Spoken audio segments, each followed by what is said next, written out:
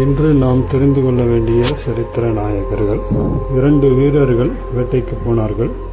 ஒரு குருவி கூட்டை பார்த்தார்கள். கூட்டுக்குள் கையை விட்ட ஒருவன் மூடியபடி கையை வெளியே எடுத்தான். என் கைக்குள் குருவி இருக்கிறது, அது உயிரோடு இருக்கிறதா செத்ததா என்ற கேள்வி அடுத்தவனை கேட்டான். அவன் சற்று யோசித்தான்.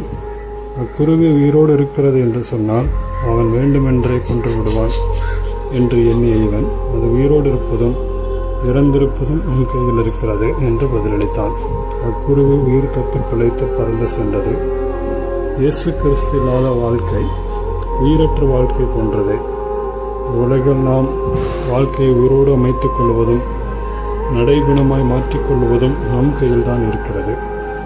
1870ஆம் ஆண்டு பிறந்த மெல் டிராட்டர் தன் குடிகார தகப்பனால் குடிகாரனாகவே வளர்க்கப்பட்டார். வாழ்க்கையை திட்டம் எதுவுமின்றி ஏனோதானாவென்று வாழ்க்கையை நடத்திய இவர் 1897ஆம் ஆண்டு தற்கொலை செய்து கொள்ளும் நோக்கத்தோடு கடைசியாக குடித்து வெறித்து விடலாம் என்று எண்ணி இவர் ஒரு இடத்தில் அமர்ந்தார். அப்பொழுது ஒரு இறை மைந்தன் டாம் மெக்கோ என்பவரின் அழைப்பை ஏற்று அருகில் நடைபெற்ற நற்செய்தி கூட்டத்திற்கு சென்றார். இயேசு கிறிஸ்து உன்னை நேசிக்கிறார், அவருக்கு உன் இல்லத்தில் இடம் தருவாயா?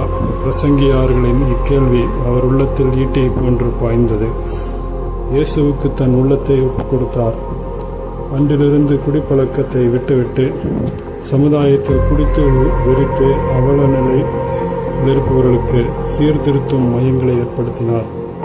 1905ஆம் ஆண்டு இவர் பார்வையில் 68 மையங்கள் செயல்பட்டன. 20 ஆண்டுகளுக்கு மேலாக அமெரிக்கா மற்றும் பிரிட்டனில் மாபெரும் ஊழியராக அநேகரை கிறிஸ்துவின் உயிரடையச் செய்தார்.